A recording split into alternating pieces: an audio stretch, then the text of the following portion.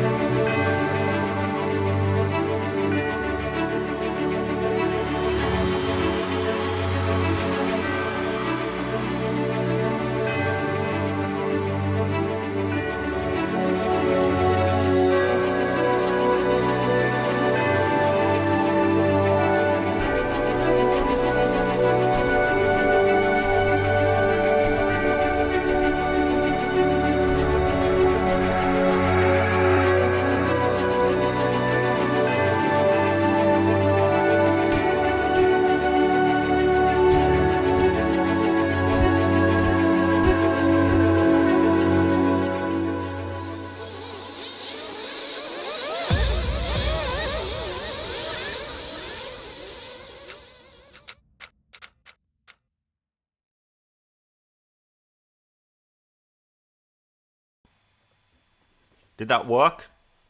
Did you have sound? Do you have sound now? This is my first YouTube live. This might suck. I don't really know what I'm doing. So let's see. I'm gonna have to check in the chat if the sound is okay. Actually, I could check the stream on my phone, I guess. Let's go check the stream. Yeah, there was sound on the video. That's cool. Let's see if there's sound. Okay, actually I could check the stream. Looks like sound is okay. Okay, so we can start. I'm sure there's a lot of questions people have. 200 people online. That's nice. We'll just go straight into it. So I prepared this. Okay, this is so when people join and ask the same questions that have already been asked, they have the answer right there. And also, you don't need to ask these questions right now because you know we're gonna cover these questions. Cool? Sound is okay, you still suck. Okay, I know this, but thanks for letting me know about the sound.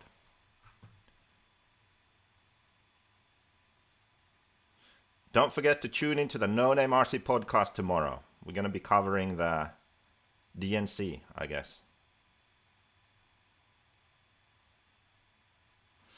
Okay. How's it looking? Are we all like glitchy and grainy, or does it look okay? Can you read the text?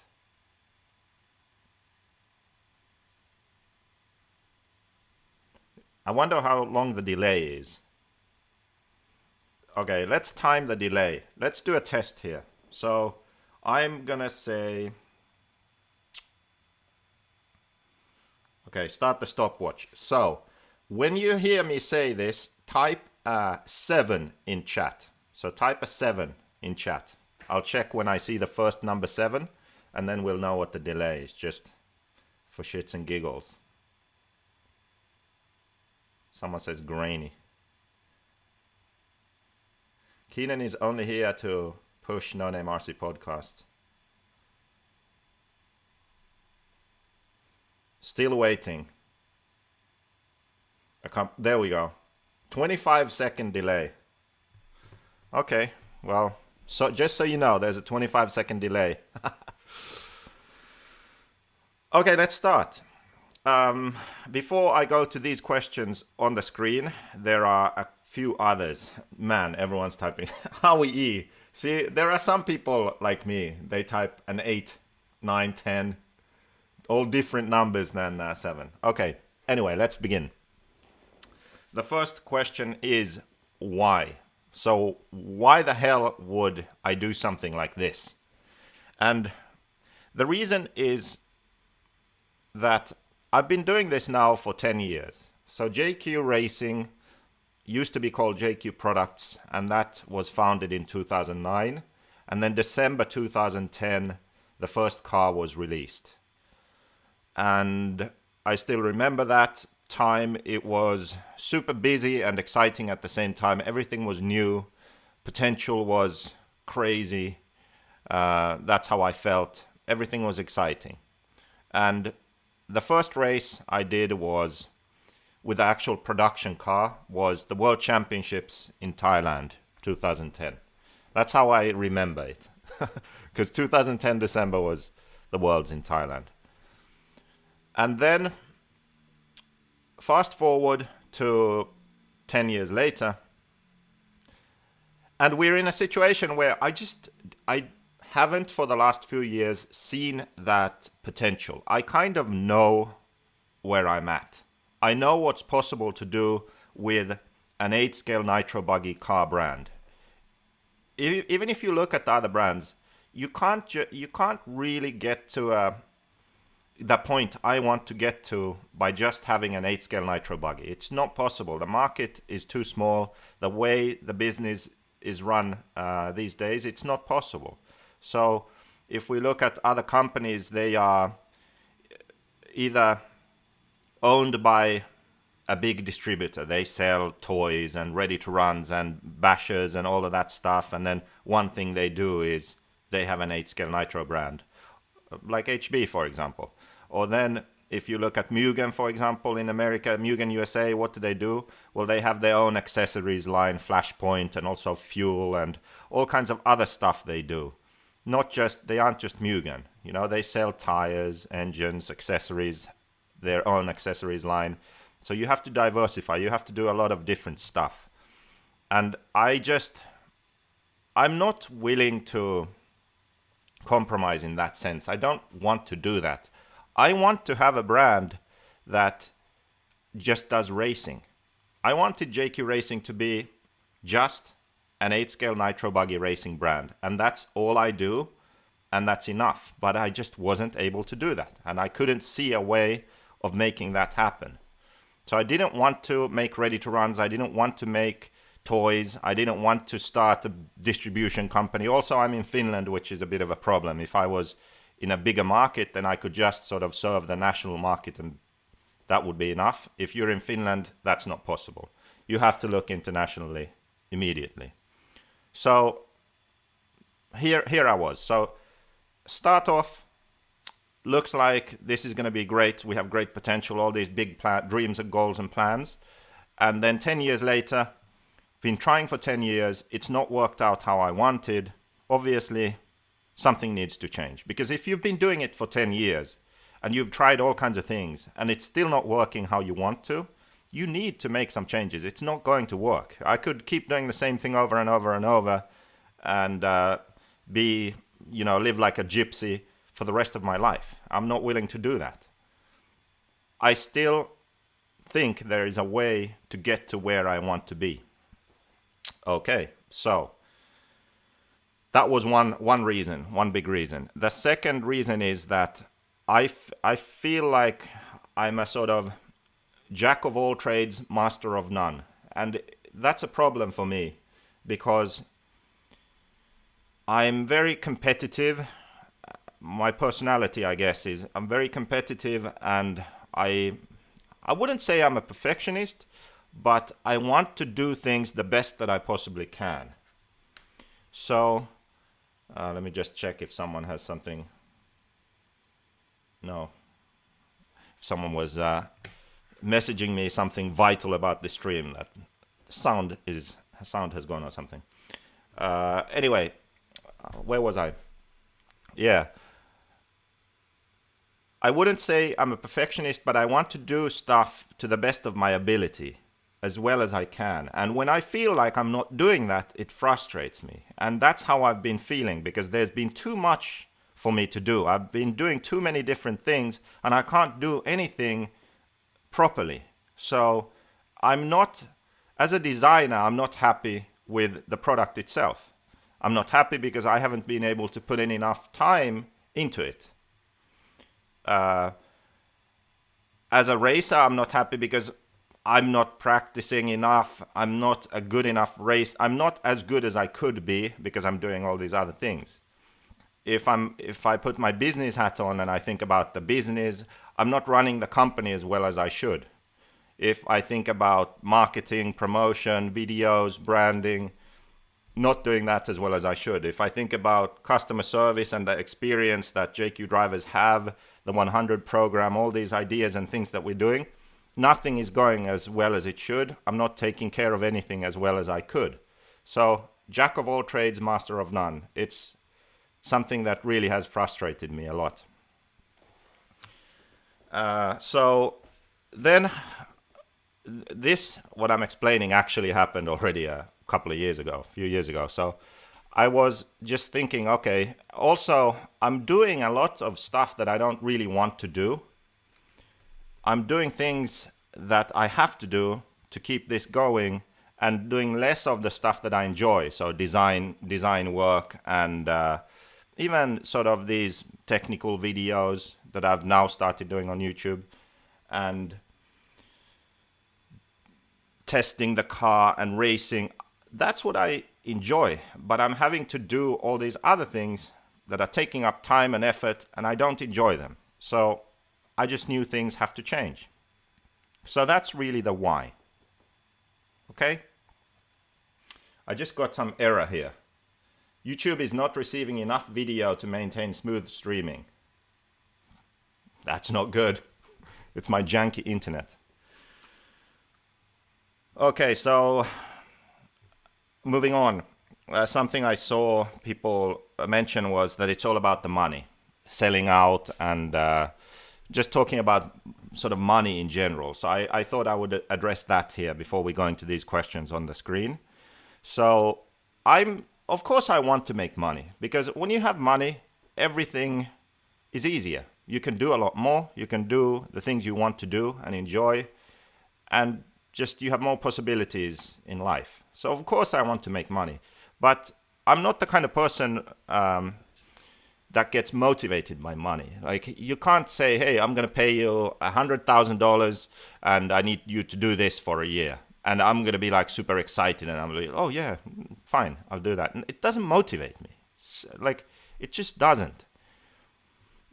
All the things that I do and I'm excited about doing, I do them for other reasons, and I hope that I can make money doing them. Or I try to figure out a way to make money doing this, because just making money it's not my thing. Some people are motivated by that, not me. So even if you look at all the things that I've been involved in now, so for example, the YouTube channel now.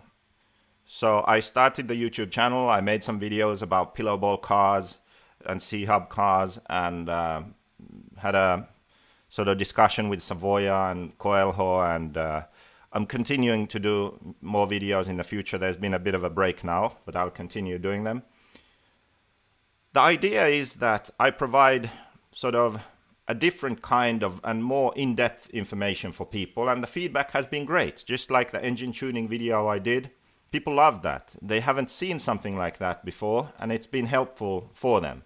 So, I mean, all the money that I've made on YouTube to this date doesn't even cover that first video I made, the cost of making that first video, you know. So the YouTube channel, it's not a money-making machine. I'm spending money on it, but it's something that I think is important because it can help this hobby. It can help the industry in a small way. You know, some people can tune their engines now maybe. But do you see what I mean? It's like showing a way of, look, we can create a bit better content. There are other people out there who can do the same.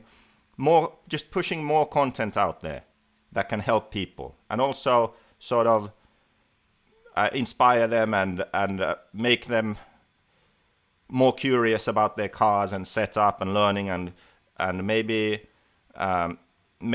encourage them to go to the track and try something on their own car because they watch a video about it and then they try it on their own car, you know. So it's the motivation there behind that is different. If we look then, Invisible Speed, the book I made, of course, I hope I can make money on the book. But I didn't write it because I wanted to make money.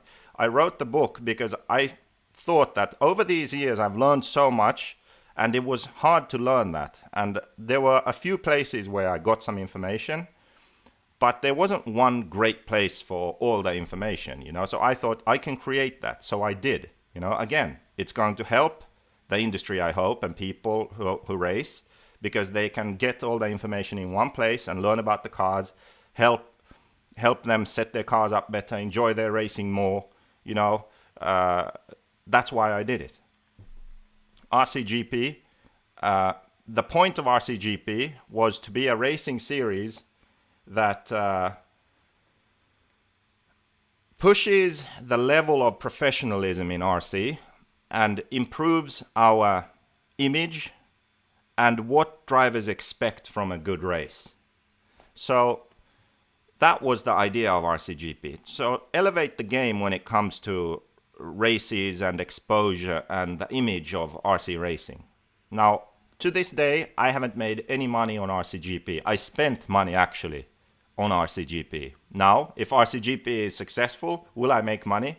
Well, I really hope so, because I would like to get paid for all the work I did setting that thing up. But now, it's not something I want to be involved in, really. I don't want to deal with it. I want to race in RCGP. So David, the other people in RCGP, do it. Take care of it, run it. I'm fine. I'll race in it. So again, it's something that I did because I thought that it could help the industry. It's something positive. It's something I want to exist. So why am I talking about these things? Why am I explaining this to you?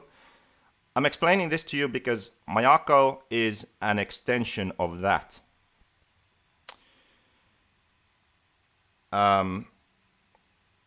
What I want Mayako to achieve is the next level when it comes to the product itself. So the car itself, the 8-scale nitro buggy, the product, the thing we race. I want the car to become something which is like RCGP to racing. Something that people look at and it's, okay, this is sort of next level. This has been developed further. It's pushing the boundaries. It's like Automatics in touring car racing and what Automatics did for touring car racing, you know.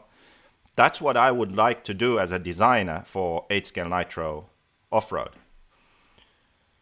So that's one thing. And then the other thing, I would like for Mayako to improve and push the boundaries of what the brands provide for their customers. So the experience of owning a Mayako buggy needs to be something exceptional. That's the goal of Mayako. And that's not something I was in a position to do with JQRacing. So then we get to the last point before we address these questions on screen, which is, how did this happen? And before that, I need a bit of a drink, and I'm going to check some comments. I need clickbait titles like JQ Buggy Wins the Worlds.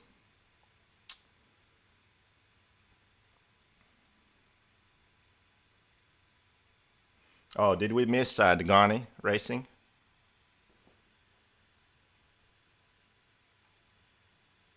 We changed. I probably can't watch that. It's gonna be too laggy then over here. My internet sucks. Okay, people just asking questions. So anyway, let's go on. So how did this happen? This actually started a few years ago. When I realized that things need to change, I started to try and decide which way to do it. And someone actually was commenting that, well, maybe this is just rebranded JQ. And that's actually something that was considered. So I considered just rebranding at one point to distance the brand from me, because people saw me as JQ, not Joseph, and they saw JQRacing as JQ. So one and the same. That I was the brand. Then the brand was me. Which is kind of a problem, because you want the brand to be much bigger than one person. But in the RC industry, that's not how it was. It didn't turn out that way. It wasn't what we intended when we started the brand, really. But it just happened. It became that way. So we considered actually rebranding. And I even spoke to some distributors about this at the time. But we decided not to do it because it was sort of... Nothing was really guaranteed to change when you do that. So maybe some people view it differently, but everything fundamentally still stays the same. It's just a different brand and a lot of work to rebrand it and new websites and all of that. So it never happened. But that gave me the idea to think that in a way that is really what we need. But we need it by finding a company or someone who needs an 8-scale buggy. So I tried to find someone who wanted to buy not JQRacing, but who wanted to buy my next car. So basically my knowledge, if that makes sense. And I tried to, well, first, the obvious one, first I tried to sell to my manufacturer, my main vendor. Because that would have been a natural fit. Like, hey, just take over this shit and I'll just be the designer. And I don't know how close it was. I would like to say that it was pretty close. I think maybe end of 2018, 2019. I think that's when this was going on. But it never happened either. And I've had so many situations where I've almost managed to do something, or something's almost happened, and then it didn't. You know? So then finally, when was this now? It's almost 2 years ago, I think. Now it's already February 2021. Maybe it's sort of 1.5 years ago, something like that. This deal came about where I found a company that wanted to make their own 8-scale nitro buggy brand and was willing to work with me on that. Now, you know me, I had some requirements. You know, I wasn't just going to do it any which way. Like just, okay, here, let's do this. I'll design and you do everything else. I didn't want to do that because I didn't believe that it would be successful if everything would just be done the same as everyone else. So design a car, produce a car, release a car, and that's it. It wouldn't work because you can look at companies like Mugen and HB. They have top drivers in Europe, Asia, America, World Championship wins, European Championship wins, and they still can't only make 8-scale buggies. They have to do other stuff to survive. And also, you know, you hear behind the scenes the financial situation of some companies and issues and vendors not getting paid and all of these kind of situations.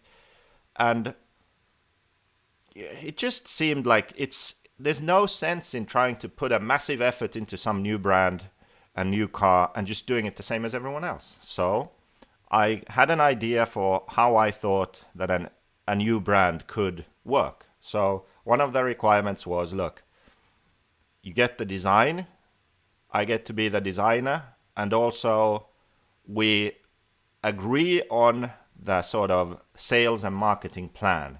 The branding, sales and marketing, and how the brand enters the market, how the business is going to be done. So we need to agree on that, and then I'm in. And we managed to do that. So that's why some people were also saying, well, obviously it's JQ, you know, because of all these ideas and stuff. Well, yes, because yes, they are my ideas, you know. So I'm not surprised that you could sort of tell that, oh, I must be involved in some way, because I was. I believe that this is an approach that can be successful. Now, the great thing for me in this is that now I don't need to be a jack of all trades, master of none. Once this sort of initial release happens, what's going to happen is I settle into my role as the designer. So if you think about Kyosho, it's like Kanai. Kanai is not Kyosho. Kanai designs the Kyosho cars. Well, I get to design the Mayako cars. That's what I always wanted to do. So I get to do that. And I still get to be involved in, you know, the sort of future vision of the brand and ideas for marketing and membership stuff and all of that. So it's really the kind of position that I always wanted, but I just didn't get when I first started. Okay, so let's get to the questions here on screen, I think. Hopefully, I guess I have to wait 25 seconds now, but are we clear so far? Did you all sort of understand what... actually, they aren't even on screen. Sorry, my bad. Now they're on screen. You should have said something, or maybe you did. I didn't notice. So anyway, hopefully that was clear enough. Now we get to these questions here. So now we have to wait 25 seconds and see if everything's good.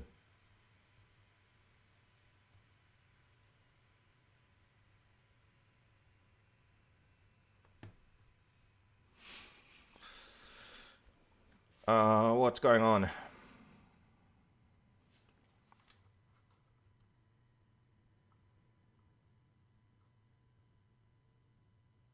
Boobs are always good for advertising. Try getting a breast implants.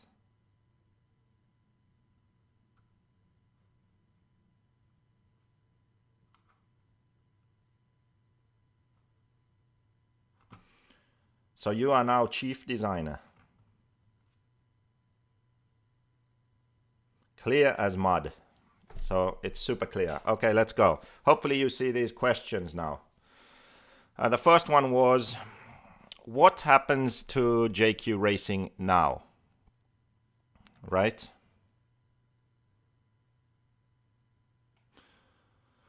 Okay, I was very smart and I already answered these questions. Hey, well actually, let's do it like this. So, the first thing to note, I think, is that nothing really changes for most JQ drivers in 2021 unless they want to change it. So the way I would look at it is this. People just panic, like, oh my god, there's a JQ, there's not going to be a JQ anymore, so I'm leaving, or I'm going to sell my JQ, or I had just bought this JQ and now I'm screwed. While I understand that, it's also a bit sort of, it's the wrong way to think, I think, because just think about this for a moment. So when you were racing the what's a good example? MBX7 or the Kyosho MP 777. And then they released the MBX8 or the MP9. So the Kyosho is maybe a better example. The 777 to MP9 was a big change. You know, like 90% of the car, 80% of the car changed. So it was a massive change. Everyone was perfectly happy until the MP9 was released, and then they switched to that. But they only knew about the MP9 when it was released. Now people know about this 1 year ahead of time. So it's actually, instead of panicking, you should be happy that you now know about this change 1 year ahead of time. So there is a new car coming in 1 year's time. So for you right now, there's no need to panic. Does that make sense? I mean, most JQ drivers, JQ team drivers, they'll be driving the JQ car all year. Everyone will be running the JQ e-buggy all year. Somewhere around the middle of this year, there'll be a prototype Mayako buggy, which some people will be running. Some people switch to that.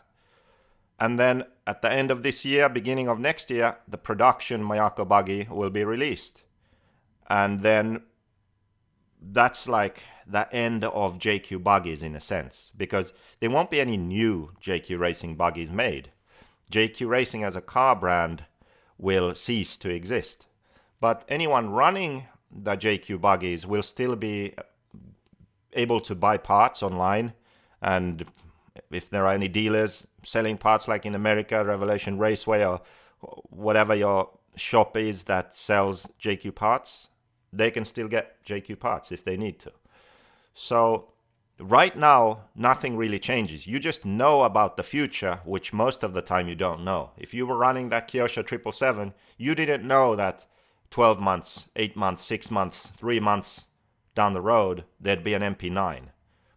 And you happily raced your 777. Now, this is just a situation where you know 1 year ahead of time. So, I don't know. I don't know how better to explain that.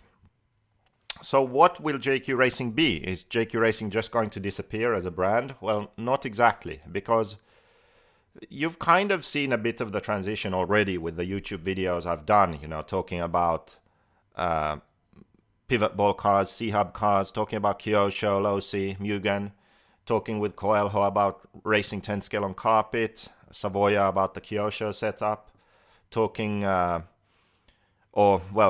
preparing a 10 scale comparison video, the X-Ray, TLR, Yokomo and associated 4-wheel drive buggies.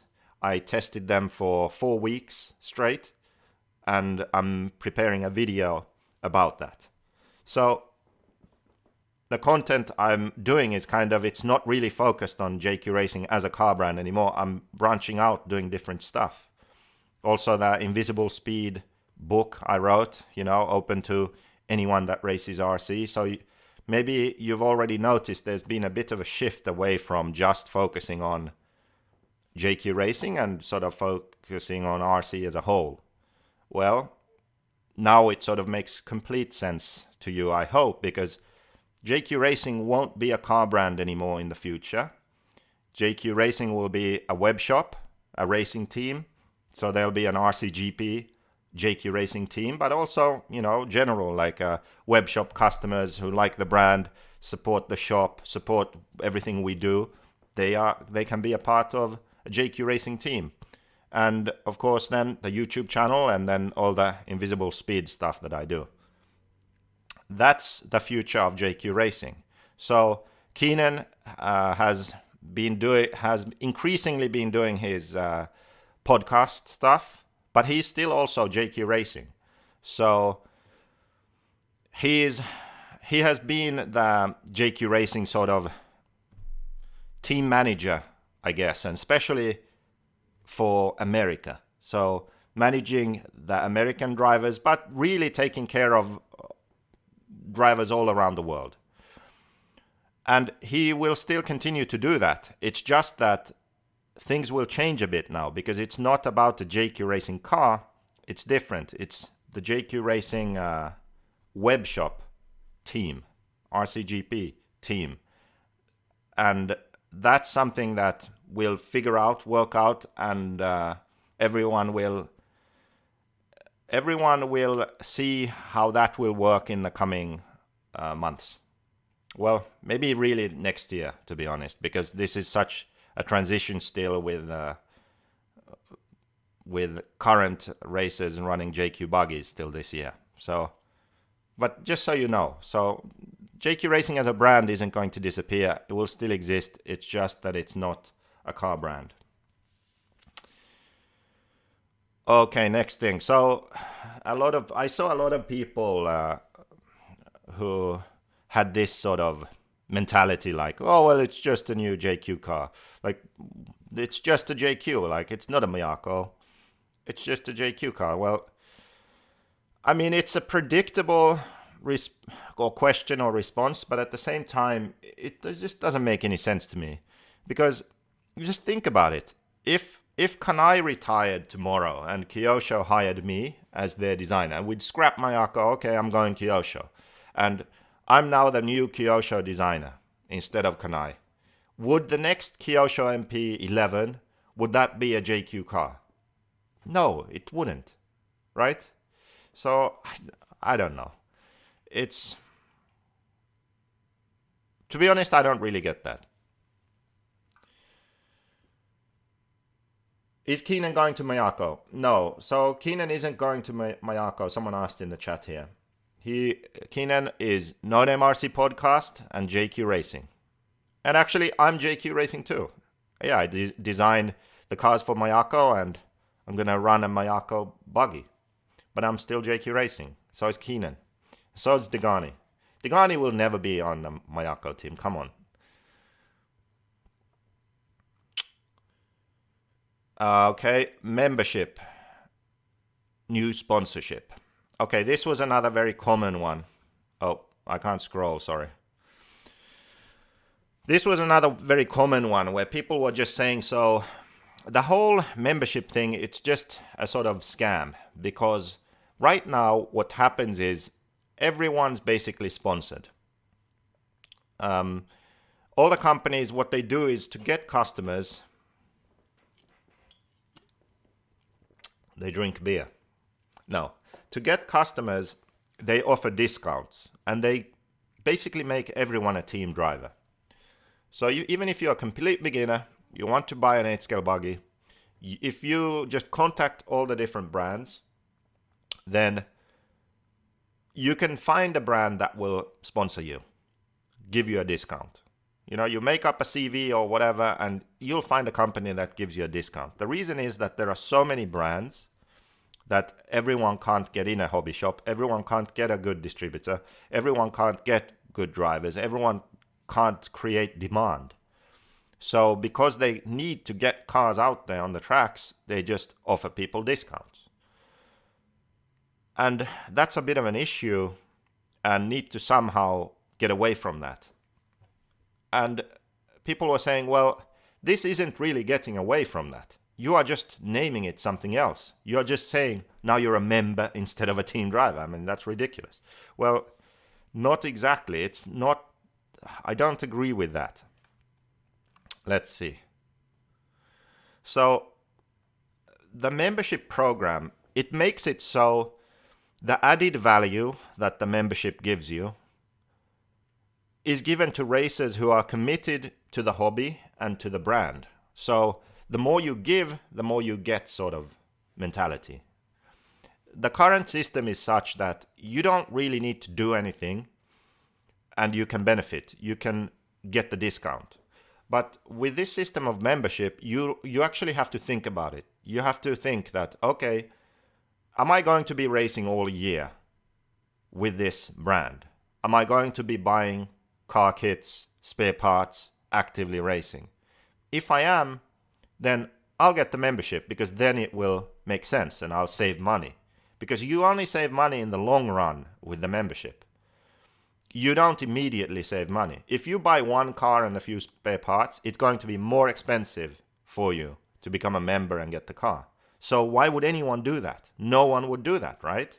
So if you aren't committed, if you don't know that I'm active in this hobby, I race every week, I'm going to go through 2 or 3 cars or 4 cars, like I'm going to run 1 e-buggy and 1 nitro buggy, and I'll get a 3rd nitro buggy for spare parts. Or I'll get 1 e-buggy and 1 nitro buggy and a bunch of spare parts throughout the year. If you know that, then it makes sense. Then you get the membership, you get discounts and all the other benefits that Mayako offer, and it's valuable to you. And yeah, no e-buggy right now, so just to be clear. So it's different to the sponsorship thing. The sponsorship thing, anyone can just get and benefit from. For the membership thing, you benefit if you are committed, if you are active in the hobby, if you are sort of loyal and stick to the brand for a longer time, because the benefits come in the long run. So that's a big difference, I think, and that's why it's not the same as the current sponsorship situation. And there was something else I wanted to say about this. What the hell was it? Oh yeah, I remember. someone was writing about the fact that why would you pay for something that you can get for free? Yeah, that's what it was. So someone was questioning this membership idea and saying that why should I pay a membership when I can just run for any other brand, be on a team, and get everything for free? Well, here's the thing. With Mayako, you will get all of those same things, so all the help and support and answers to your questions and all of that and more for free. So the goal is for Mayako to have the best after-sales support for all customers, not just members. So even if you're not a member, you just have the car, the level of service is going to be great and you'll have all the help you need and it's going to be awesome. But if you are a member, you get added benefits, extra stuff that currently actually don't exist in the industry other than for the professional drivers. Because if you are a pro driver and you're paid by a company, then you get parts that aren't available for the public to buy. If you are a paid professional driver, you can video call or voice chat or talk directly with the designer or other sort of higher ups in the company. If you are a professional paid driver, then you can give feedback to the designer and discuss design decisions with the designer and test prototype parts and be involved in the development of the product and even the brand if you are interested in that sort of thing. Those are things that you can't do as just a 50% off team driver. You just can't. But with the Mayako membership, you can do those things. So if you are really into the hobby and into racing and you want to be a part of something in a bigger way than just a customer, then that's what this membership is for. So it's not the same as just sponsorship, and it's not the things that you can just get for free at other companies. It's the things that the paid professional drivers can do and get at other companies. Does that make sense? I guess I would have to wait for 25 seconds, but it's basically like golf. If you play a lot of golf, it's cheaper to be a member. I guess so. I don't play golf, so I don't know, but that's what Salty Joe says here.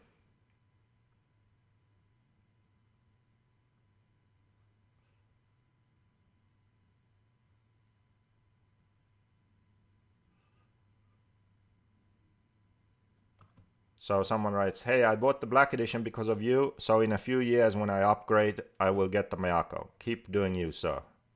Well, thank you for that, Josh. That's what we want to hear. So any sort of specific questions like the cost of membership or the car or all of that, we'll leave that for Mayako to release over the coming weeks. So Lefty is writing, JQRacing will be a race team that will eventually run Mayako cars. Mayako but JQRacing are different. I don't know. You know, it's Lefty and Lefty spelling. So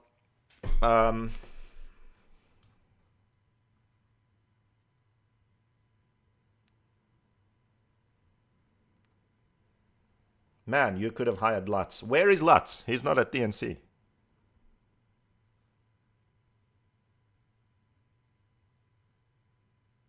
Okay, here's someone. Michael Anderson says, oh, where did it go? Team is a little misleading. You pay a membership and get a discount on stuff. With this at big races, with this at big races, there will be Mayako reps that will help you out. So it's like being on a team. Okay. I don't really know. It's more like paying for a service.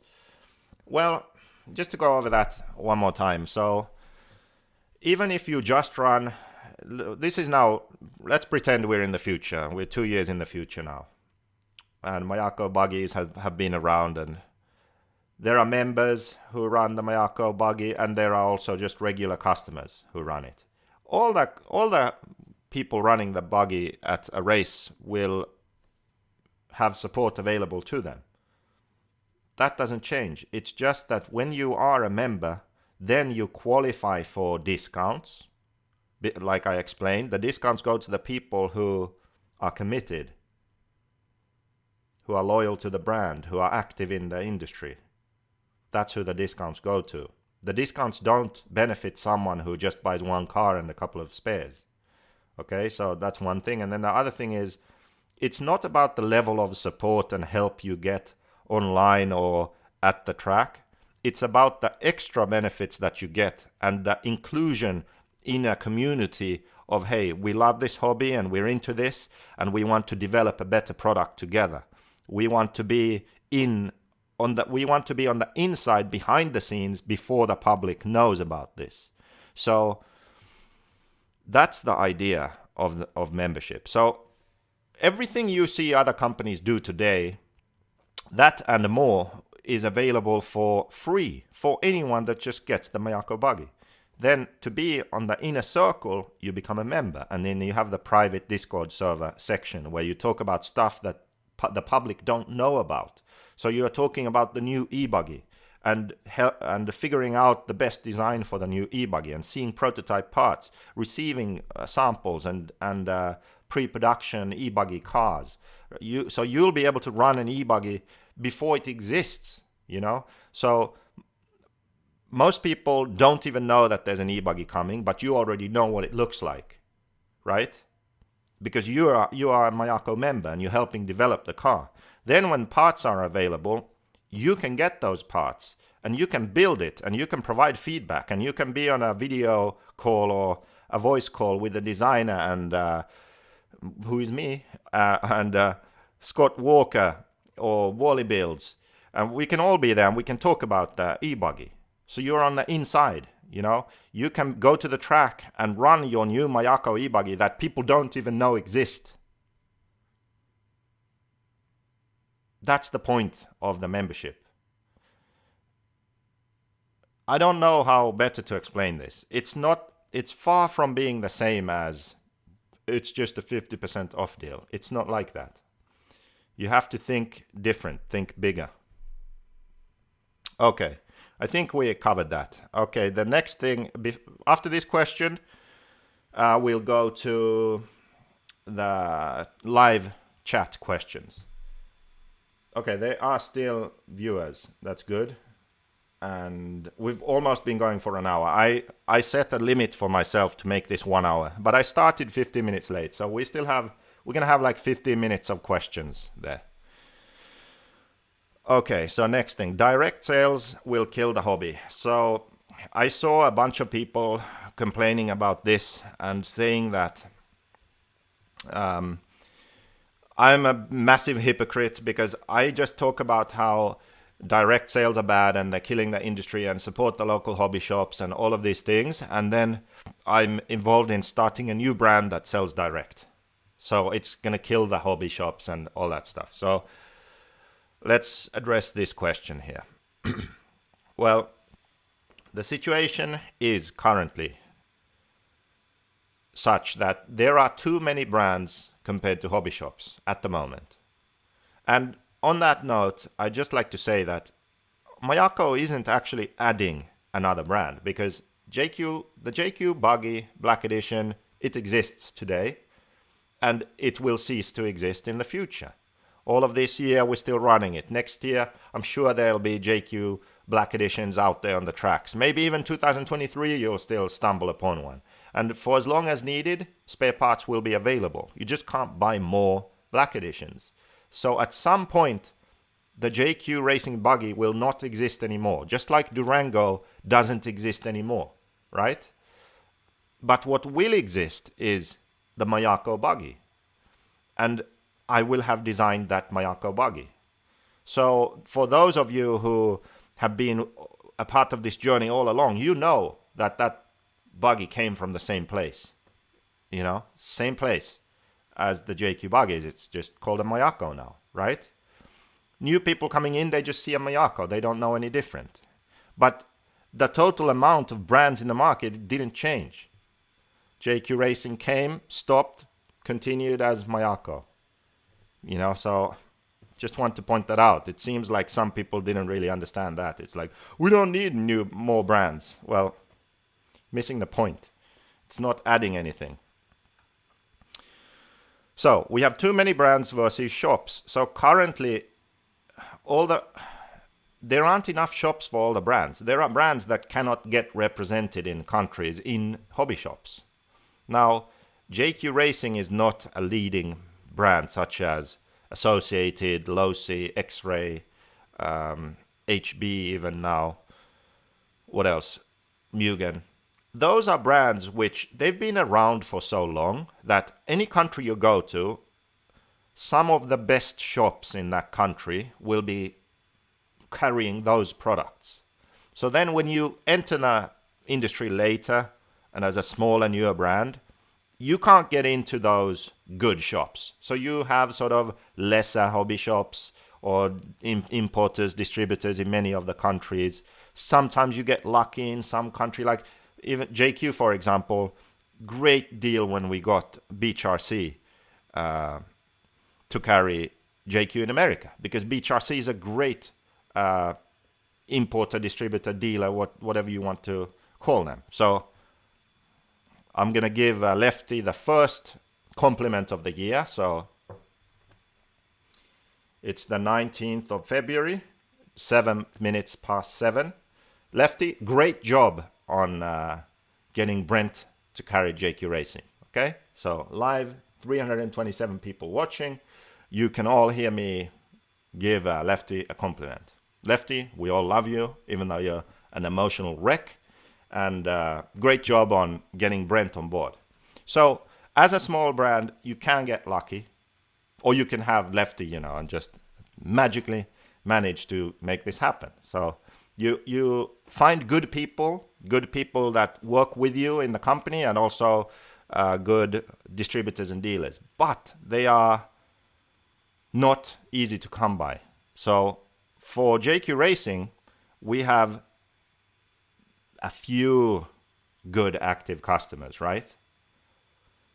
And they are mainly sort of buying from the manufacturer, importing to their country, selling to the customer. They don't sell to dealers, to local hobby shops, because the local hobby shops don't want to buy the JQ stuff. So they are just selling direct, and they build up the market themselves, because it's not associated. It's a sort of higher level racing only brand. It's not sort of buy your first short course kind of product line. So it would be different if Associated and Losi and Traxxas and all those companies just decided, we're not going to sell to hobby shops, we're just going to sell direct. That's different from a brand that is only selling one type of racing buggy direct. That's very different. So we aren't even in shops right now. I don't expect Mayako to be in, all the local hobby shops suddenly. That's one point. But please note, Mayako isn't only going to sell direct. Mayako is actually selling to hobby shops also. The only thing is that the actual buggy can only be bought direct.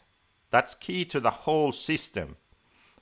So it's not that the Mayako brand will only be available online and only be selling direct. It will be available in as many hobby shops as want to carry the brand. And it will be available from some of the same dealers that are selling JQ. Why? Because we already have relationships with these people. So it's obvious that we are going to try and work with them. I mean, imagine that you work with someone for 10 years, and then a new opportunity arises and you just leave them out. That makes no sense. People are saying, oh, well, the Mayako is just JQ because look, the same team managers and regional reps and dealers. Well, obviously, if we've built relationships over the years, of course we try to include those relationships in this new project. That only makes sense, right? Also, I don't know if you noticed, but just about no one knew what Mayako was until very recently. So because of that, you can't just go out and contact all these different people and include them in this new project when they don't even know what it is. So only now, once it's public, will you see non-JQRacing affiliated companies and people join in the project. Because now it's common knowledge, now it's out in the public. Now Mayako can openly begin to recruit people and companies and make deals, and it exists in the marketplace now, if you will. So yeah, so I don't, first of all, even if Mayako was selling everything direct, it's not going to kill off any hobby shops, because Mayako is in Traxxas, okay? Second, Mayako is actually going to sell to hobby shops, and even the sort of the importers that we have now, so for example, Model Tune in Ireland and Donut Racing France, Beach RC in America, Replay Games and Hobbies in Australia, RC Parts in New Zealand. Did I miss someone? Maybe. Hopefully not. They will benefit from car sales too. It's just that they can't sell the cars. Okay? So this point 4, it's just completely wrong. I'm sorry, but it just is. Okay, so I think we covered that now, and now we go to questions.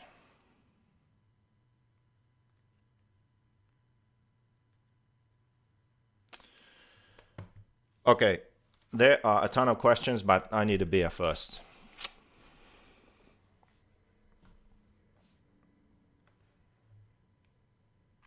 So anyway, does this make sense now?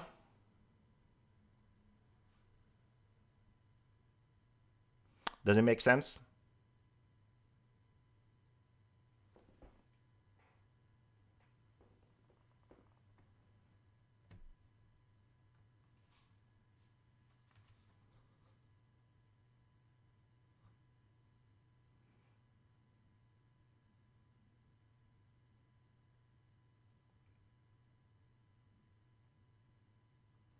Okay.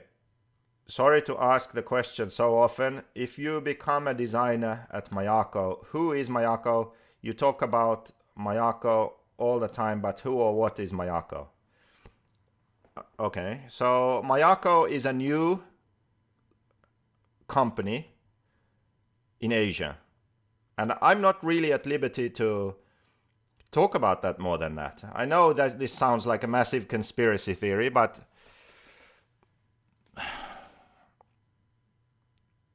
this is, okay, so this is maybe how I can put this. A lot of the cars are produced in the same places. So one vendor may produce some type of product for a number of different RC brands. I think, I'm not sure if it's the case anymore, but TLR or Horizon, they had a exclusive deal where their vendors were only allowed to produce for them. So they were only allowed to produce the Horizon brand stuff, not for anyone else. So they didn't own the vendors, but they had an exclusive deal with the vendors. Now, even in those situations, so let's say in Taiwan or China, you have a manufacturing company, CNC company. So daytime, you run it as one company and you are producing and you have an exclusive deal with Horizon, right? Then night shift, now it's your brother's company running under a different name, same machine, same place, same everything, and manufacturing for someone else. So you have an exclusive deal, but actually, I'm not saying that this action, now they're going to sue me again, right? Allegedly, I have to say allegedly a lot. This isn't an example of what happened with them. I'm just saying that I know that they had this sort of exclusive deal. Okay, now forget about that. Now you understand that some companies have exclusive deals. Separate point. I know about cases where there have been these companies, vendors, who they do business daytime one owner company, nighttime another. It's the same machine, same people, same everything. It's just going around those kind of deals, right? So everything is very sort of intertwined, and exclusive this or not exclusive that, and same manufacturer making parts for a lot of people. And linked to this issue, I can't just go, okay, these are the exact people and these are the exact companies involved. All I can say is this. I tried for a long time to find people who wanted to do this project with me, and I succeeded in doing that. It's a number of people who came together to make this happen, and they're all in Asia. And that's it. That's all I'm going to say. And yeah, I'm just not at liberty to say anymore. And I think that it sounds very sort of fishy, and people are going to think, well, it's really just rebranding and nothing really changed. And that's fine, because I don't really care what people think. What I care is the end result. And you are going to see a change. You are going to see me being able to focus on designing more. You're going to see that the Mayako customer service and support is a lot better. You're going to see that the quality of the Mayako car is different to the JQ car, because it's not being made in the same places anymore. Some parts are the same, the good stuff, some stuff is the same, but other stuff isn't. And that's because through this new deal, there's also some new relationships with new vendors available. And also, we are able to increase the production cost of the buggy itself because of the direct sales. So you'll see big changes. So if you just don't want to believe that this is true and that this really happened, be my guest. I don't care. What I care about is that you see a big change in the quality of the buggy itself, and you see a change in all the information and the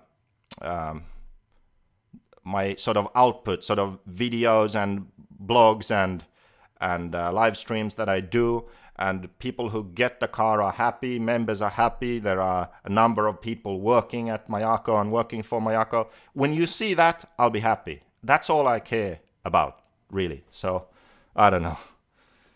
Hopefully that's enough of an answer.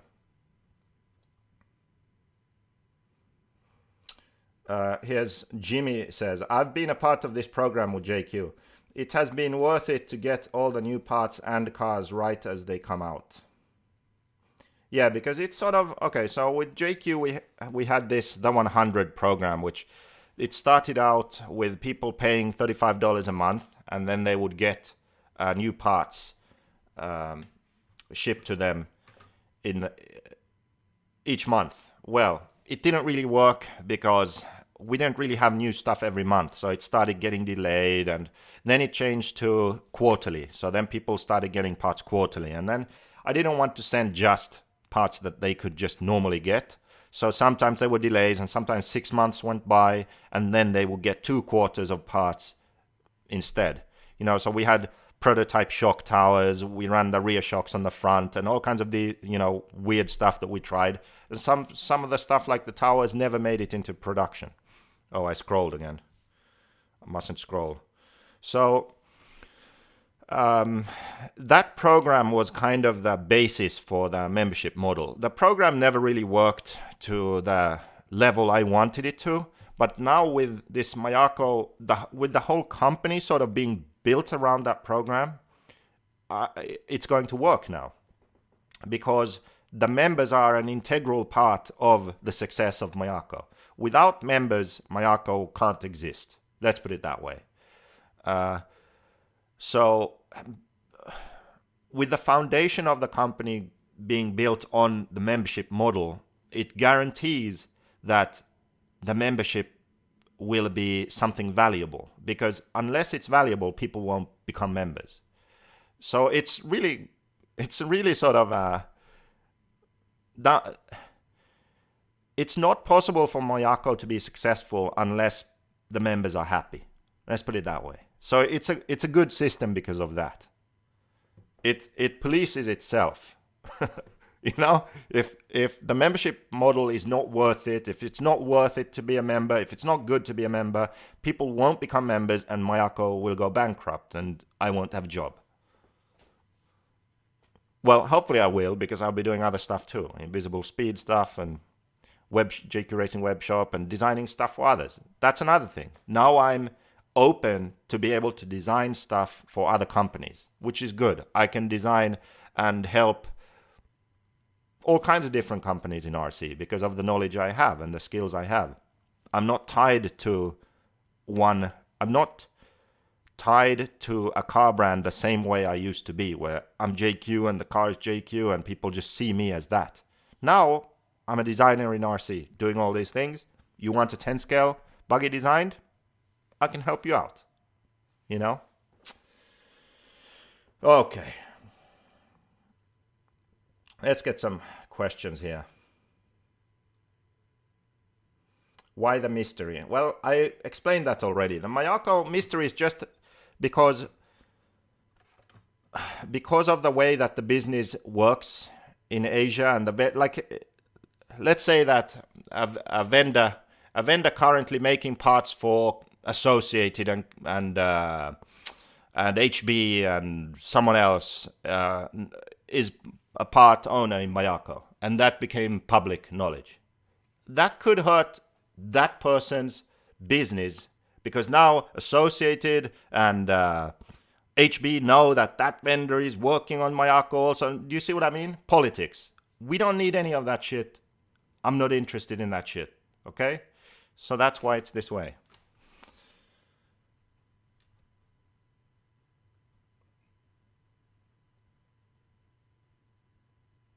I mean, let's face it.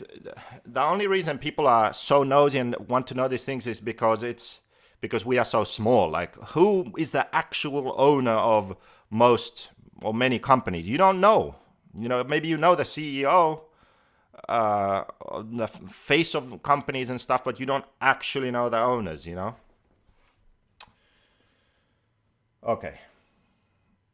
Why haven't I cared about the 100 members? Yeah, Mike Anderson, he's butthurt because he was on the 100 and he didn't feel like he got the he didn't feel like he got the value out of it. Well, the 100, like I said, it never worked really as well as I intended it to, and it was very much sort of that if you were active, you got something out of it. If you were passive and you didn't do anything, and especially if you just signed up for 2 months here, 3 months there, and kept on signing out, signing in, then it wasn't worth it, you know? But if you were active and if you were consistently signed up, I think it was okay. It wasn't great, but it was okay. And now the whole point is that with Mayako, it's going to change in a big way.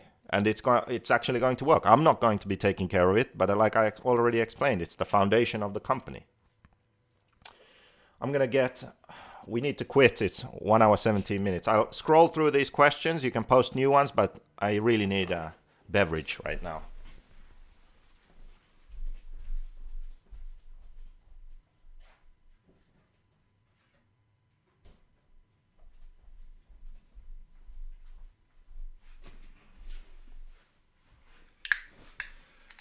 Okay.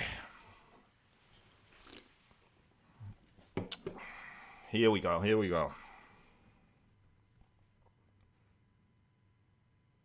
Wow, that's weird. I see myself getting up and walking to the fridge.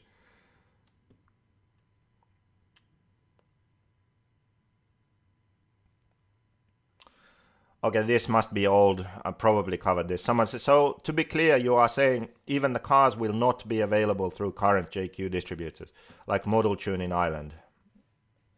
Well, yes and no. So you have to purchase the car itself on Mayako.com.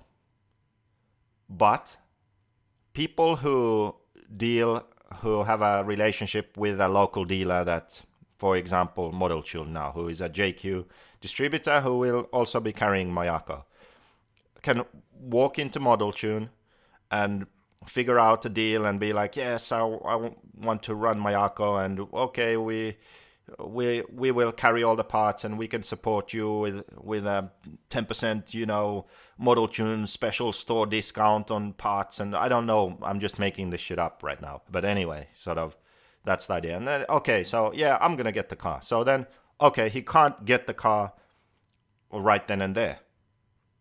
He can't buy the car in the Model Tune shop. No, Mayako.com. Well, maybe Model Tune has a tablet and go to Mayako.com. Customer buys the car online.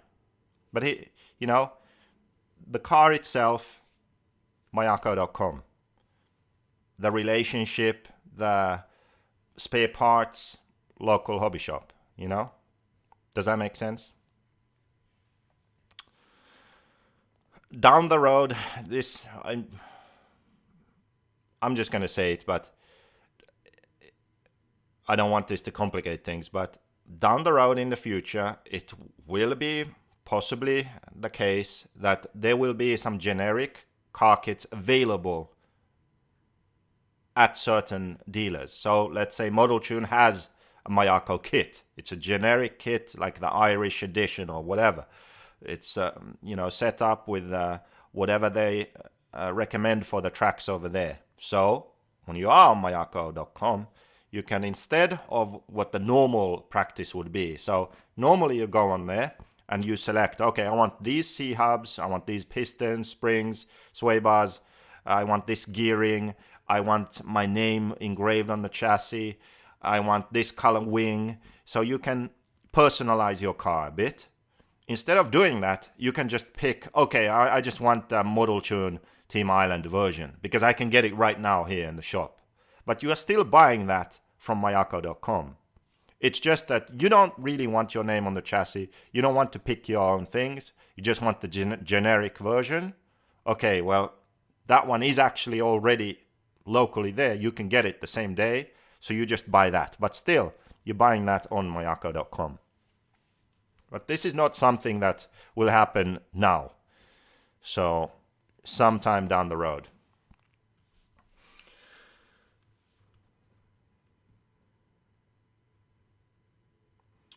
Mike Walker says, if you believe in the guy, if you want to drive a car built by a racer for us racers, then this is where you should be. I agree.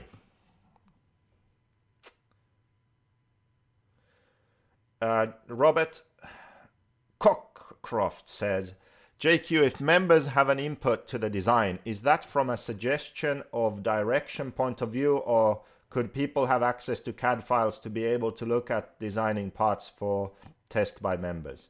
Well, not really access to CAD files, but pictures or videos of CAD files. And there's actually, even already now, I asked for some feedback, like, are there any sort of details or things that you want incorporated in the new car? And I got a few, and some of them were actually included now. I'm not going to reveal what they were, but later on when the car is released, we could actually reveal that. So there was some feedback that was already included in this new car.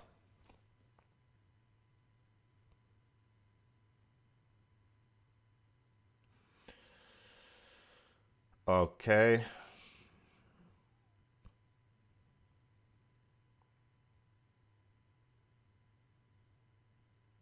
Mayako sounds like an expensive Japanese food. I like it. Mayako is actually a female Japanese name.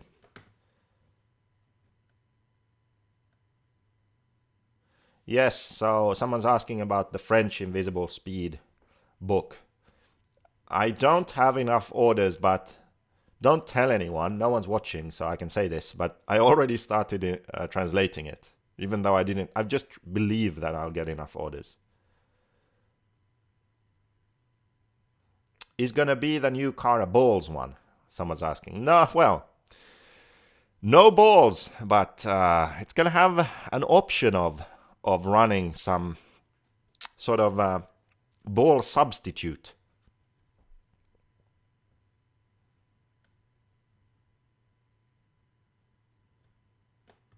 When are we going to see a photo of the buggy, and when can it be purchased? In a few months. I believe, where are we now? February. In a few months, the memberships will become available for purchase, and at that point, the buggy will be shown also. Up until then, just more information about everything will be shared. I'm not going into specifics on this stream, so this was more about JQRacing and why I did this and the sort of themes and background. We'll let Mayako release all specific information themselves. But yeah, in a few months you'll be able to purchase membership. You will know what the car looks like. You will know what you get as members. You'll have all the information. You can make an informed decision and decide to be a part of this if you want to. This year the car is a prototype, so even the parts are laser engraved with how do I show this? Can you see that? Development project and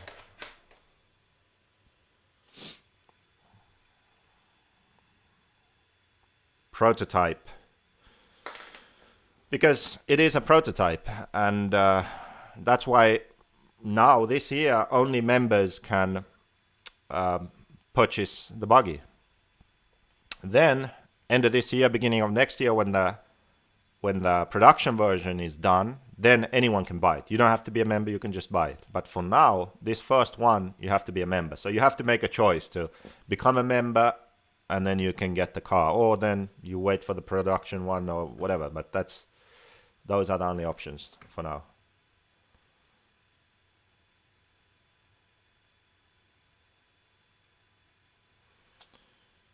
Oh my, I'm trying to end this in like 10 minutes. Well, Kyosho is owned by Shinsei Bank. Well, there you go. What about a 10 scale? Well, I would actually like to design a 10 scale, but I think for another company. So if there was a company out there that wants a new 10 scale buggy, I would be happy to design that for them. Even if no one knew that I designed it, I don't care. Keenan, answer my 2 questions. Keenan, post your questions again. Is he watching this still?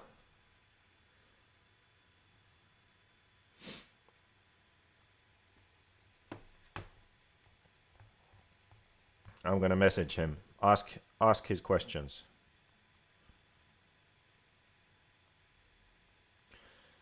Again.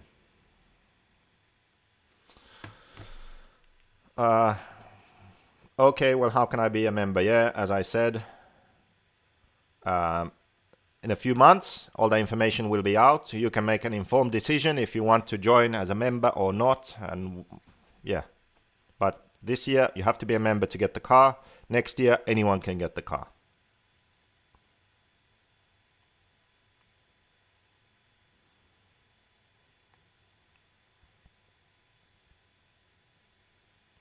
Michael Anderson says, I've been a member since October 2018. I haven't stopped paying since I signed up. Yes, but you also aren't very active. You haven't even joined this new project. You aren't on the Discord server. You are not involved, you know. You just sat back. So, like I said, it's like when you are active, you get stuff out of it. If you just sit back, you know, I can see how it's not your thing.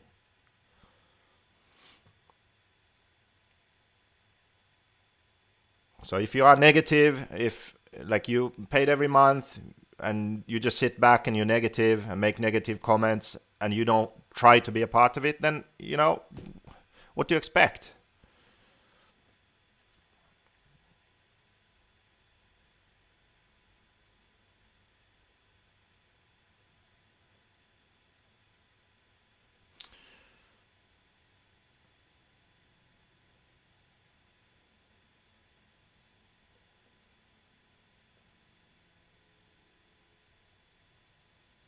Okay, here's one Keenan question. I don't know if this is it. Will Mayako get an Truggy and will I get a raise? Well, Truggy is growing. But here's the deal.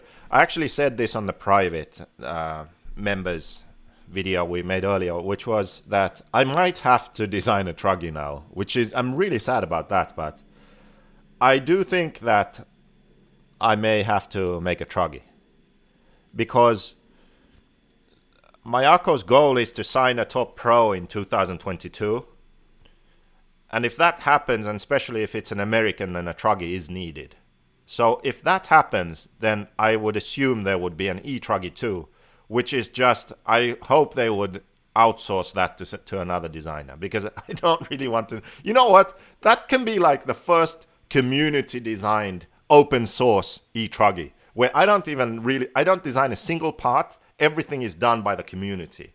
And then if someone has a complaint, then it's our members. That's actually a good idea. I'm going to do that.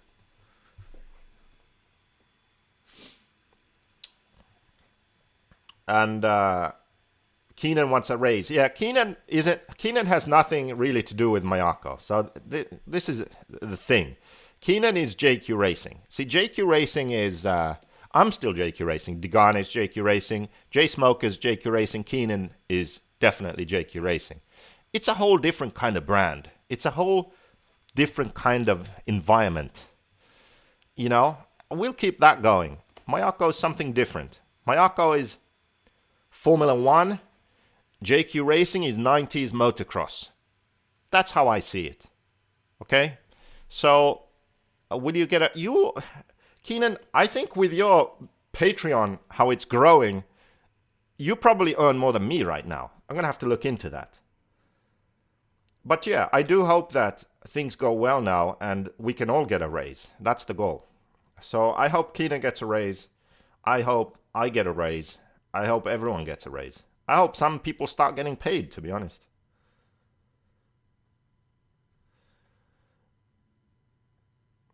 This seems like you're getting ahead of the curve as far as business model in the hobby good stuff. Okay, so I'll address this question a bit because, and I leave these questions on screen so that people who are arriving don't need to ask these same questions that are already answered.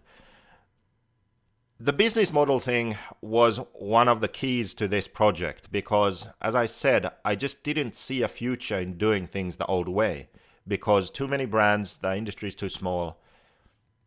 It didn't look promising, but a new way of doing things and focusing on the membership and with direct sales of the kits, but then local support for parts. When looking at it from a business perspective, a much smaller amount of sales will be enough to sustain and to grow the Mayako company. So where I can't say exactly how many, but let's say that you sell X amount and it's barely enough to keep the lights on. For the way Mayako is doing the business, if they sell that same amount, it might well be enough to run the company in a good way, to have a great product and to be able to create a great experience for the customers and pay everyone well, and that's good. That's the goal. So with this business model, it's possible to build a functioning brand and company with a smaller customer base. So, there we go. Can we get some free Finnish beer with every new car purchase? Maybe for the Finnish customers, that could be an idea. So answer the second question. I think that was the question about the raise. Can the Truggy look like a freaking truck? Well, here's the thing. I think Tekno are trying to kill off truck racing because they are making them so ugly. So this new sort of mutated buggy body on a truck that they're running, I think it might kill off Truggy as a class before Mayako would need to make one. And that's really what I'm hoping will happen. Tell us where you would start in designing a Truggy just for kicks.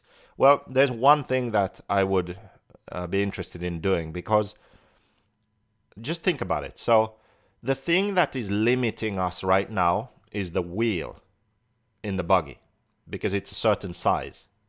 But the Truggy wheel is bigger, yet we run the same hubs on the buggy and Truggy. Why? Because no one thought to make a different hub, because they wanted to save money, because no one cares about Truggy. I don't know, but that's something I would do. I would definitely design some different things and try them, because I can, because the wheel is bigger. So. Oh, so no raise, I'm out. Everyone's just talking about Truggies. I need more money to put out this fire. I think Keenan is talking about the fact that everyone now just, oh, JQ's dead, and wants to sell their JQ buggies. Well, like I already explained, there, nothing changes for this year for JQ drivers, really. You still have the same deals, same discounts, same everything, same parts. You can actually, one thing changes. We are actually doing a promotion now because of the Mayako buggy. So when you buy a JQ Nitro buggy, you get a free e-buggy conversion. Free! So you pay the same, you get a e-buggy conversion. The reason for that is, if you are one of those people who do become a member and get the Mayako prototype, that's a Nitro. So you buy a Nitro now, you run the JQ Nitro, switch over to Mayako Nitro, convert your JQ to an e-buggy with a new chassis, new e-buggy parts, freshen it up. You have a almost new e-buggy and a new Mayako Nitro. So that's a special deal we're doing now. That's for everyone, not just team drivers, everyone. So that changes, but there's no panic, no fires to put out really. But I guess if people light themselves on fire, then Lefty to the rescue. Any plans for 1.8 GT on road? No. That's a fad. Hey, I almost bought a Techno over a JQ. Wow. Josh, that was close. We all make mistakes though, so don't feel too bad, but just learn from your mistakes, I guess.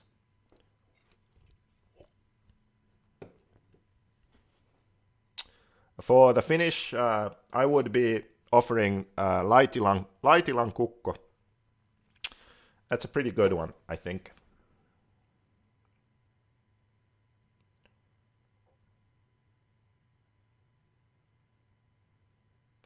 So, are we done? I'm almost at the end, I think, here. No questions. You explanted nothing. What? I explained nothing? Wheeler Wijan. What do you mean? I explained stuff for 1 hour. Come on. Tune into the No Name RC podcast live tomorrow and Sunday on Facebook and YouTube. Even this guy will be on the show tomorrow, so I can tell him off. There we go.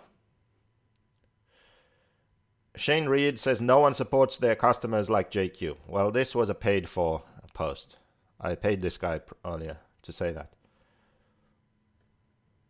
That's smart, the whole conversion thing. There we go. So the kits in stock now are the last ones made. Yes. So, I mean, there are still kits at the factory. All the dealers are still able to order more kits. And as I said, they'll come with the e-buggy conversion. But, I mean, when they run out, no more kits will be packed. So that's going to be it.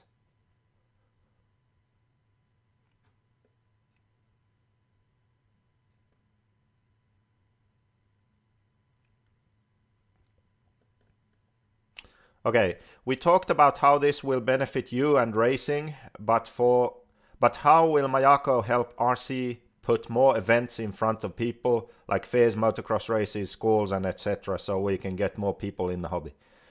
Well, Mayako itself will support RCGP with an RCGP team. Actually, what I'm trying to do is I want to have a JQRacing RCGP team, and then Mayako can have their own factory Mayako team. So supporting RCGP helps supporting the progress of racing, professionalism, exposure, creating a better image of RC.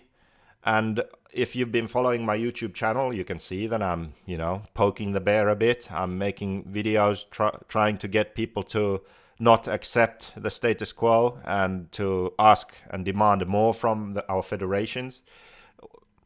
All of the things that I do, they sort of try to push RC into a better place. So the YouTube channel, better content, engine tuning video, which many people say is the best out there. Like it really helped them understand how to tune an engine, raising the level of the quality of content and how-to videos and help, Hopefully that inspires other content creators to step up their game a bit and improve the videos they make, because if I make a tuning video like that and they talk for 3 minutes about how to tune an engine and it's, not very inspiring or good, then maybe they can see that there's a big gap there. Like, hey, I'm going to, put in a bit more effort. I hope that happens. So that's one thing. So there's videos, videos that can help people learn stuff. That's one thing. Videos that sort of try to push our federations a bit, try to make people think about how we run our races and how we could improve the hobby. So I'm trying to push things on that side, but then also I'm involved in RCGP, which is actually doing things in the real world with coverage and image and formats and all that stuff. There's then the Invisible Speed book, which is all about how to build, maintain, set up your car, translating it to different languages. Then this Mayako car brand, which I'm the designer for now. Hopefully it can create inspiring video content online, and hopefully it can create a really good product. It supports RCGP. It's all sort of different parts of the same big picture of trying to make RC racing more attractive, more professional, and better. So it's just a part of the puzzle, I think.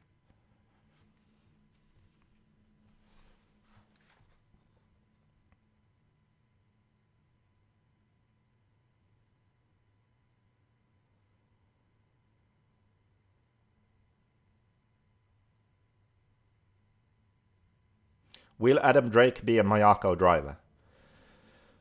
Well, we're actually negotiating with Ronda at the moment.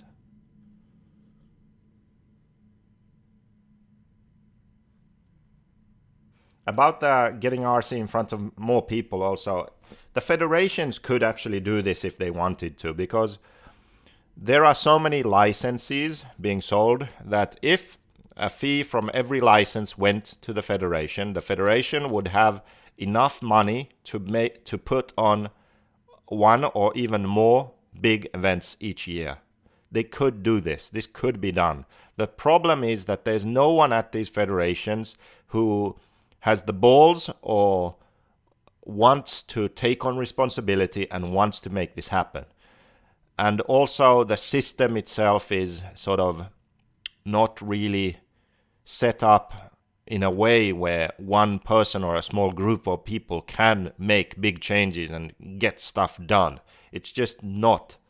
Watch my part 3 of the RC industry to understand more about that. But it's a very frustrating situation we're in where the money exists.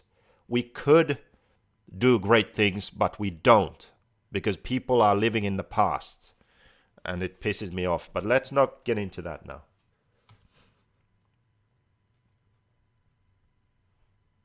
Is there going to be known pro drivers in the team? Well, the goal is to sign a pro driver for 2022.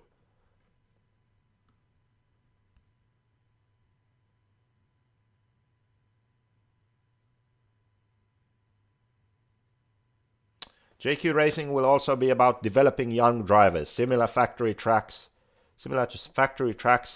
and then the goal is they go like factory Mayako eventually. Okay.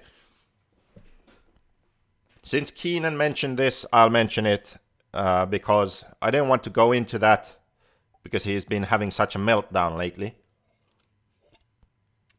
So I haven't known where he's at really. But seems like he's on board generally. So the thing is that we lack structure in RC. This is maybe another thing that Mayako will do to help, I hope, is to sort of act a bit as an example of Associated is kind of doing it already. So it's just sort of having more companies doing it the same way, where you have different levels to where drivers are. So everyone isn't just factory. Wally-Builds Mayako is a satellite team. You can get on the team of Wally-Builds. So maybe Wally-Builds has 2 memberships. So they give someone a member. You get a Mayako membership when you join the team, and you're running a Mayako, and you're on the Wally-Builds team. Okay, then you can progress from there. You're a young guy running on the Wally-Builds Mayako team, and you progress, and maybe one day you end up on the Mayako factory team. JQRacing will be a similar kind of situation. So JQRacing has a couple of young talents that they support. Keenan is taking care of them. Keenan is making sure they don't get into too much trouble, making sure they practice, making sure they work on their racing. JQRacing supports them. Maybe one day they qualify for the Mayako factory team. You know, so it's sort of building a structure and hierarchy in a way, like a path forward, a path for you to move towards being an RCGP team driver, factory pro one day, you know. So that's another point.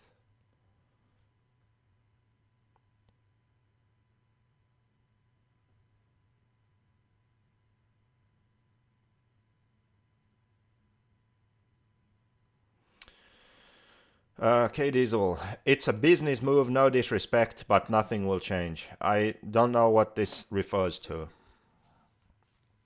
If this refers to JQRacing and Mayako situation, then this is wrong. A lot of things will change, which you will see here in the coming year. If it was something else, then I missed that.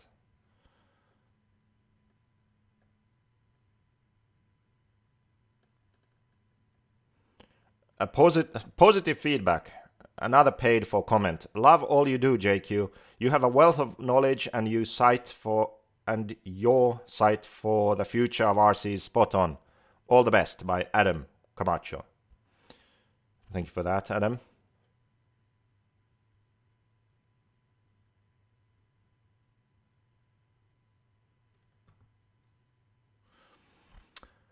Would have been nice if the promo came out last month when I bought a brand new Black Edition.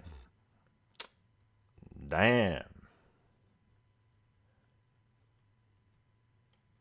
Maybe you can contact your seller and maybe something can be done about that.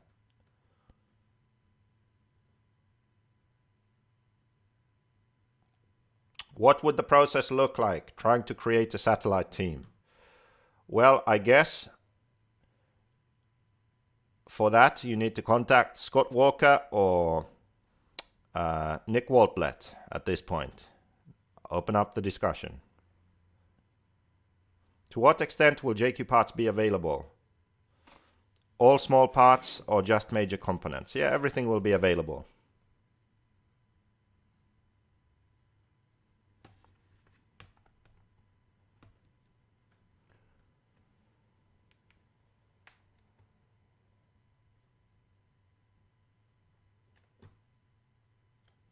Okay, so we got the questions done. I'm going to end this now. Just the last thing I'm going to say is that, let's go full screen.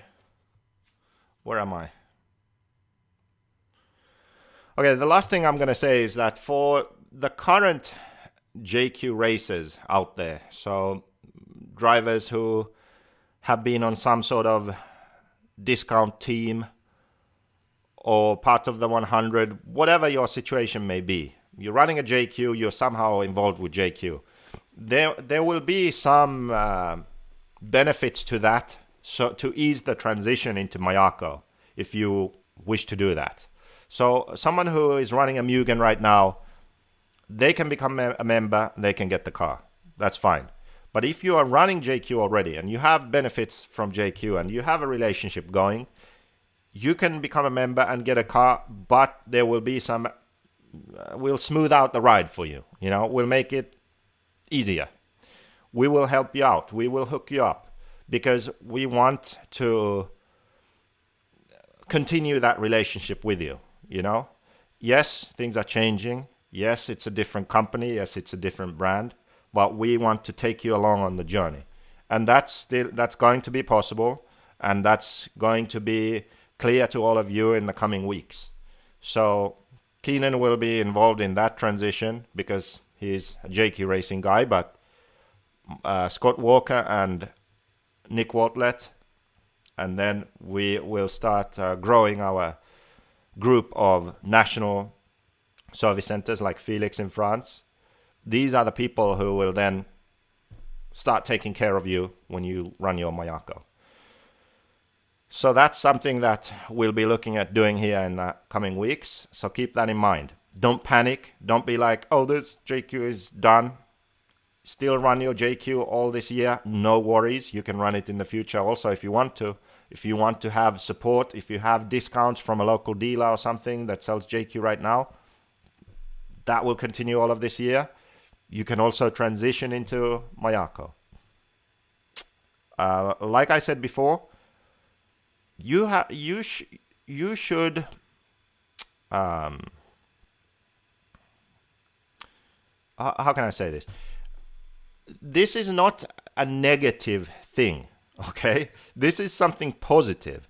So it's a lot about your attitude. Go out and get what you want. If something isn't how you want it, don't just, throw your spoon into the corner like we say in Finland. I don't know if that's a saying in English. Figure it out. Talk to people. We'll find a solution, okay? This is something positive. This is something that will improve the quality of the cars that I design and that you race, and it will improve the experience of the customers. So it's a no-brainer. I know everything, so I know this and I can say this with confidence. Obviously you don't, so you're more skeptical. But I encourage you to be patient.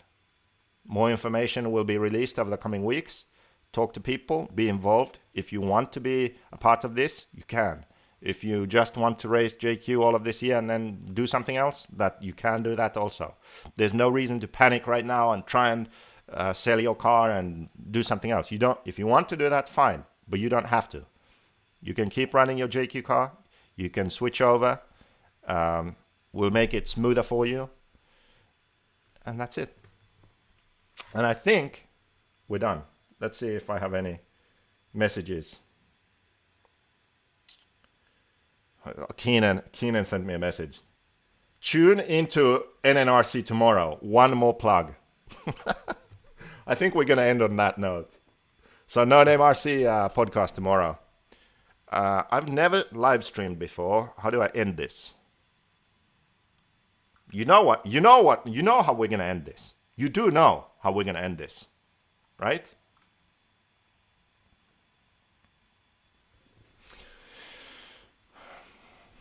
Thank you to everyone for the continued support over the years. JQRacing is not dead. It's not going anywhere. It's just not a car brand anymore. We're still going to be here. We're still going to be raising trouble, trying to improve the industry.